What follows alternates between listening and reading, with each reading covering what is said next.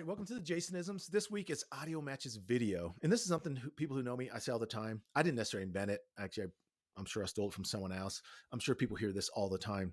But it's one of the simple principles that many times people need to use. And I'll give some examples of how it's real powerful in the diversity space. One of the things I often find is companies say, we're committed to diversity, but you go to the website and you see nothing. And so automatically people are like, audio doesn't match visual because I'm not seeing anything on your website that's proof of it.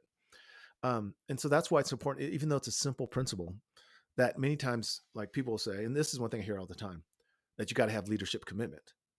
And the reason people don't feel there's any leadership commitment is usually for one or two things. One is they see no diversity on the leadership team. And many times that can't be changed quickly. And we'll talk more about that as well when we talk about some of these Jason-isms. But the second piece that I think is equally as powerful is if you don't have diversity on your leadership team, what else are you doing? And so that's why audio has to match video. That it could be, you know what? Every time there's a Heritage Month, we try to put out a statement, or we do some kind of event, or we're visible at local events. So, it's MLK weekend, and we make sure that our organization is present there, right? That audio matches visual. That you don't have to be at every single event. There's a gay pride event. You go, you know what? We choose a few every year. We try to make sure that the things we say, that there's proof, that there's visual. And, there is a balance here too. I do realize that. And sometimes what happens is, you might have too much diversity on your website and it doesn't look genuine, but it's still the same principle. Like audio doesn't match visual.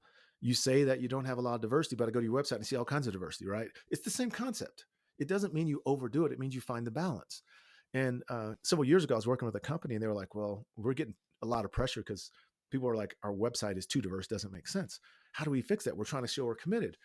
And I was like, well, maybe the thing is you should think about reality.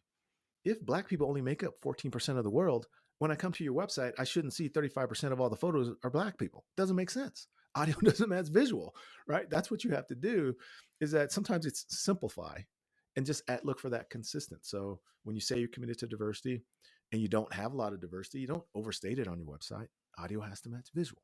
That we've accepted. This is somewhere we're going. This is a commitment we're making. We know that we need to have some visuals on our website.